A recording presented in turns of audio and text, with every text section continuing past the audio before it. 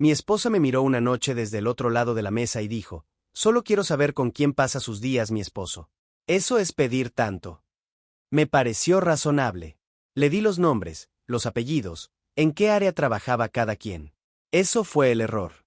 6 meses después encontré su teléfono encendido a las 11 de la noche con el mensaje de una compañera mía. Hoy no habló mucho con ella. Solo al pasar. Creo que va bien. Había 11 semanas de historial.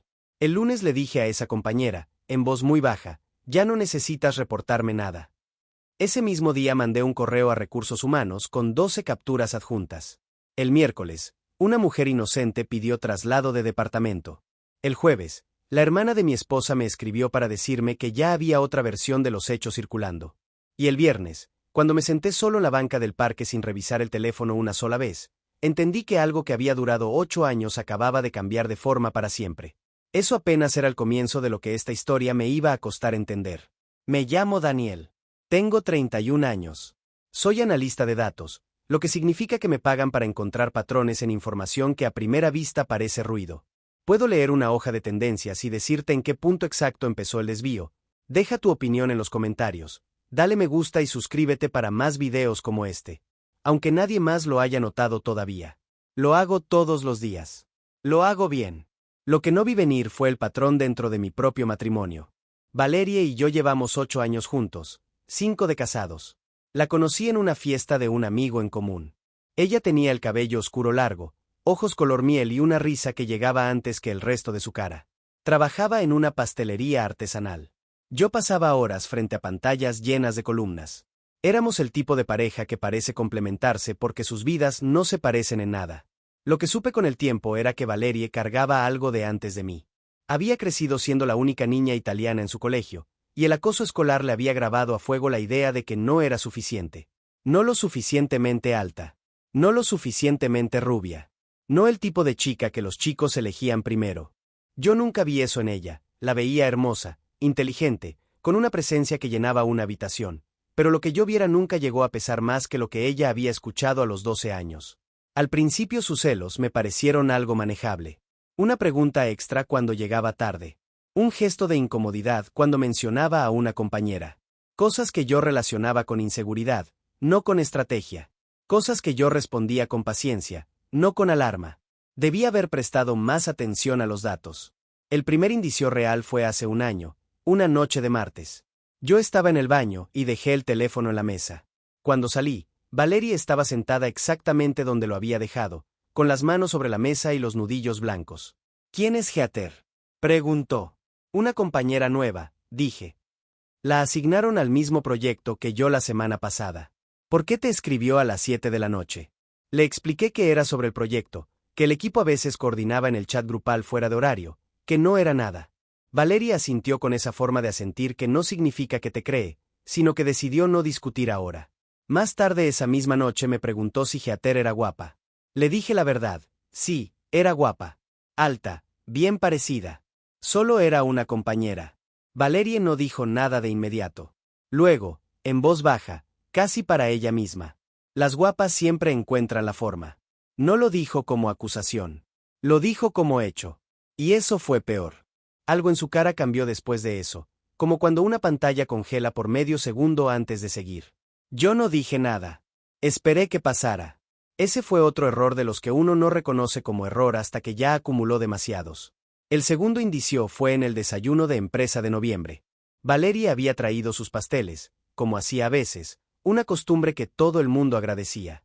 Los repartió uno por uno, pasillo por pasillo. Yo la acompañé parte del recorrido. Cuando llegamos al escritorio de Heather, Valerie siguió de largo sin detenerse.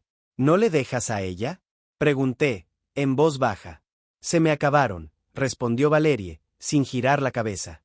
Conté los pasteles que quedaban en la caja. Había 4.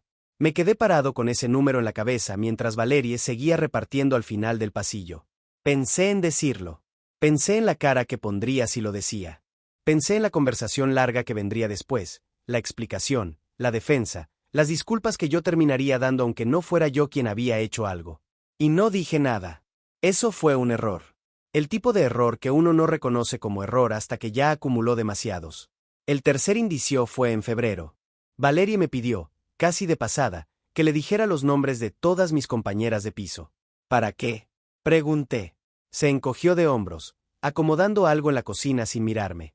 Solo quiero saber con quién pasa sus días mi esposo. ¿Eso es pedir tanto? La frase sonaba razonable. Eso era lo más perturbador de ella, que sonaba razonable.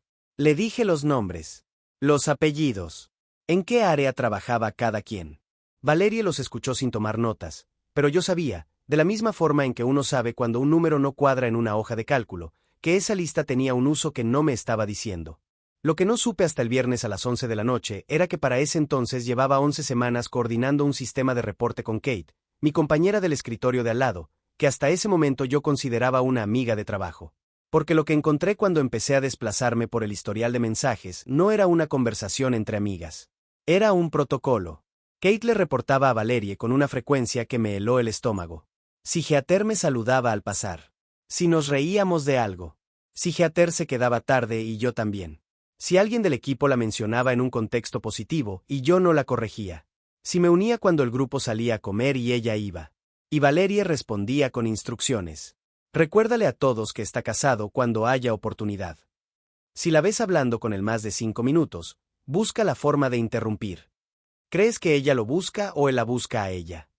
Y luego, en uno de los mensajes más recientes, una línea que se me quedó pegada. Si alguien intenta meterse entre nosotros, va a terminar hecha pastel. No era una broma. El tono era demasiado plano para ser una broma. Me quedé sentado en la oscuridad de nuestra habitación con ese teléfono, hasta que Valerie se movió en la cama y murmuró algo en sueños. Entonces lo dejé en la mesa de noche, me fui a la sala, me senté en el sillón y me quedé mirando el techo. No estaba enojado todavía. Estaba procesando. Eso es lo que hago cuando los datos son demasiados. Primero proceso, luego siento.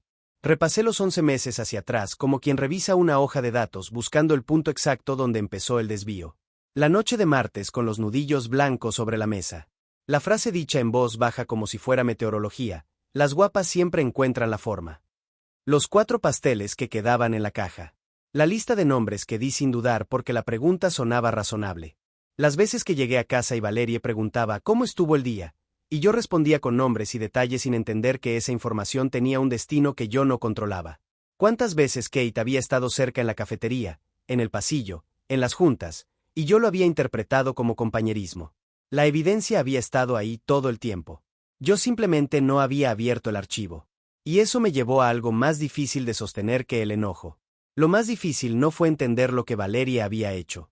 Lo más difícil fue entender que yo lo había facilitado. Que cada vez que no dije nada, los pasteles, la lista, las preguntas de más, había mandado la señal de que ese tipo de control era aceptable. Que podía crecer sin consecuencias. Que yo lo iba a absorber en silencio, como absorbía todo lo demás. Eso no era inocencia. Era un hábito. Me quedé con eso hasta las 4 de la mañana. Luego pensé en Heather. En cómo había dejado de saludarme con la naturalidad de antes. En cómo cada vez que yo intentaba conversar en el pasillo, ella encontraba una razón para acortar el intercambio. Semanas enteras atribuí eso a que estaba ocupada, o a que yo tenía energía rara ese mes, o a cualquier otra explicación razonable. Ahora entendía que no era yo. Era que alguien le había hecho sentir que acercarse a mí tenía un costo. Una persona que no había pedido estar en medio de nada estaba pagando el precio de la desconfianza de mi esposa. Eso fue lo que me hizo parpadear hasta estar completamente despierto. El lunes llegué a la oficina antes que nadie. Abrí una carpeta nueva en el escritorio de mi computadora. La llamé registro. Copié las capturas en orden cronológico, fechas, horas, contenido exacto, 12 pantallas en total. La evidencia se apila bien cuando uno sabe exactamente qué está buscando. Cuando Kate llegó y se sentó a 2 escritorios de distancia, esperé a que los pasillos se vaciaran.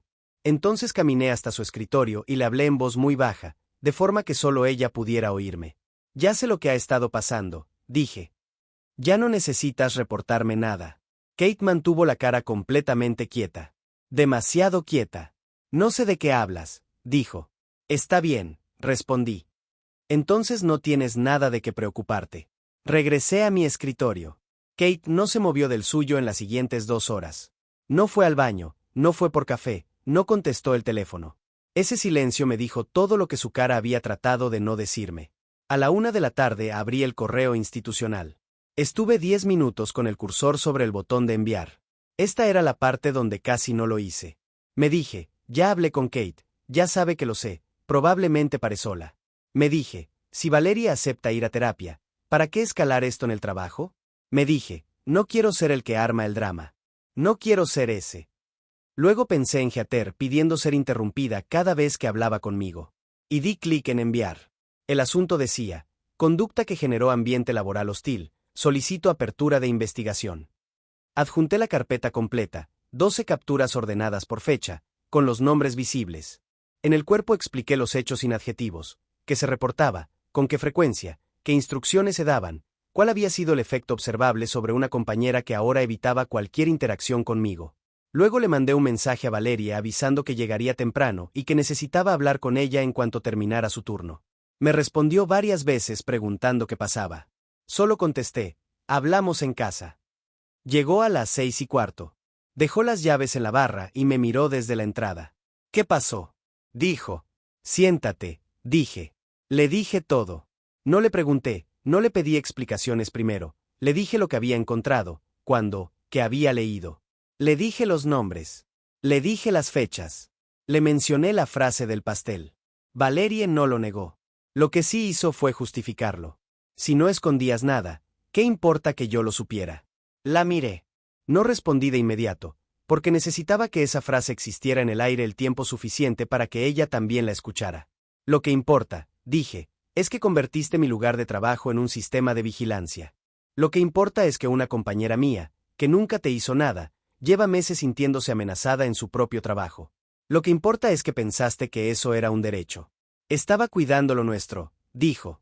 La voz le tembló en la última palabra. No puedes cuidar algo destruyéndolo, respondí. La conversación duró casi 5 horas. Hubo gritos. Hubo lágrimas. Hubo un momento donde Valerie dijo que si yo me preocupaba tanto por Heather era porque algo sentía, y tuve que respirar muy profundo antes de contestar. Hubo también un momento donde casi cedí. Donde Valerie lloraba y decía que lo había hecho por miedo, que sabía que había sido un error, que nunca pensó que llegaría tan lejos, y yo sentí el impulso viejo de decir está bien, ya pasó, lo trabajamos. El impulso de arreglar. El mismo que llevaba años operando en silencio dentro de mí y que esa noche, por primera vez, reconocí con nombre propio. Pero entonces pensé en las 12 capturas que ya estaban en la bandeja de recursos humanos. En que eso ya era real. Y que no debía deshacerse. Al final de la noche llegamos a 2 acuerdos. Primero, terapia de pareja, y si el terapeuta lo indicaba, también individual para cada uno. Segundo, si para el siguiente viernes no teníamos una cita confirmada, yo pedía el divorcio. No como amenaza, como consecuencia. Valerie dijo que sí. A las 10:30 del martes, llamaron a Kate a la oficina de recursos humanos. No estuve ahí. No vi lo que pasó adentro. Cuando regresó, 40 minutos después, se sentó en su silla con esa quietud específica de quien sabe que algo ya se movió y no puede revertirse. Esa tarde la hermana de Valerie me escribió desde un número que reconocí porque nos habíamos visto en Navidad. El mensaje era corto. Oye. Valerie me contó lo que pasó. Dice que tú la expusiste con tu empresa por un problema privado que pudieron haber resuelto entre ustedes. Que escalaste todo para lastimarla. No sé qué pasó exactamente, pero algo me dice que hay más de una versión. Lo leí 2 veces. No respondí. No le debía una explicación a nadie, que solo había escuchado un lado. Pero guardé el mensaje con fecha y hora, porque cuando alguien empieza a construir su versión con audiencia, conviene tener registro de cuándo empezó. Salí de la oficina a la hora habitual. No le avisé a Valerie que ya había visto el mensaje. Quería escuchar qué decía ella primero. Esa noche Valerie llegó antes que yo. Cuando entré, estaba en la cocina con el teléfono en la mano y una expresión que no era tristeza, era furia contenida, la que se parece a la calma pero no lo es. Kate me escribió, dijo, sin saludar. Dice que Recursos Humanos la llamó. Que hay una advertencia formal en su expediente. Hizo una pausa. ¿Fuiste tú? Sí, dije. ¿Me ibas a avisar? No. Valerie puso el teléfono en la barra con más fuerza de la necesaria. Esto ya no era solo entre nosotros, dijo. Metiste el trabajo de una persona inocente en esto. La miré sin moverme. Valerie. Ella metió mi trabajo en esto primero. Durante 11 semanas. Con tus instrucciones. Silencio. El refrigerador zumbó. Ella abrió la boca y la cerró. Lo que había preparado para decir no llegó, porque no había forma de argumentarlo sin repetir en voz alta algo que ya sabía que era indefendible. Ese silencio fue la primera grieta real en su versión de los hechos. No dije nada más. Fui a la sala, prendí la televisión sin volumen y me quedé mirando la pantalla hasta que Valerie se fue a la habitación. Al día siguiente Kate me buscó antes de que empezara la jornada. «Quiero pedirte una disculpa», dijo. «Lo que hice estuvo mal. No debí haberme metido en algo que no era mío». La miré. «Acepto la disculpa», dije. «Pero ya no tenemos nada que hablar fuera del trabajo». Asintió. No intentó agregar nada más. Lo que no supe hasta el miércoles al mediodía, cuando Brian me invitó a comer, era que Heather había ido a pedir el traslado el martes por la tarde. Brian me lo dijo sin rodeos. Pidió cambio de departamento. Se fue directo con el jefe de tu jefe. Sentí el estómago darse vuelta. ¿Sabes por qué? Porque cuando llegó a buscarte el martes y ya te habías ido, Kate le dijo que esperaba que todo estuviera bien, porque no quería ver a nadie metiéndose entre tu esposa y tú. Cerré los ojos un segundo. Heather se había ido porque Kate le dejó claro, con esas palabras, que existir cerca de mí tenía un costo. Y ella no había hecho nada para merecerlo. Comí el resto del almuerzo en silencio. Brian dejó que el silencio existiera, sabe cuándo no hablar, y eso vale más de lo que parece. Cuando el mesero trajo la cuenta, Brian la tomó antes de que yo pudiera alcanzarla. No dijo nada. Solo firmó. Luego recogió su chaqueta de la silla y, antes de pararse, dijo algo sin mirarme directamente. Lo que hiciste con el correo a Recursos Humanos no fue fácil. La mayoría lo deja pasar para no complicarse la vida. Hizo una pausa. Protegiste a alguien que no podía protegerse sola en ese momento. Aunque no lo sientas así ahorita, eso dice algo de ti. No supe qué responder. Así que no respondí nada, y él tampoco esperó que lo hiciera. Me quedé con esas palabras el resto del día. No porque me hicieran sentir bien, no me sentía bien, sino porque eran las primeras que alguien me decía sin tener nada que ver con lo que yo debía hacer, debía aguantar o debía arreglar. Solo decían lo que era. El jueves fuimos al terapeuta. Los dos. Me senté en ese sillón con los pies en el suelo y respondí las preguntas con la misma honestidad con la que respondería una auditoría, sin adornar, sin omitir, sin buscar que el resultado se viera mejor de lo que era. Valerie habló de su miedo, del acoso escolar, de los años sintiéndose insuficiente. Yo la escuché, y en algún punto entendí algo que no había entendido del todo antes, que el miedo de Valerie era real, que su dolor era real, que nada de eso justificaba lo que había hecho, pero que tampoco era inventado. Ella no había construido ese sistema de vigilancia porque era malvada. Lo había construido porque nadie le había enseñado que el miedo no da derecho sobre otra persona. Eso no resuelve nada, pero ayuda a saber dónde está el verdadero problema.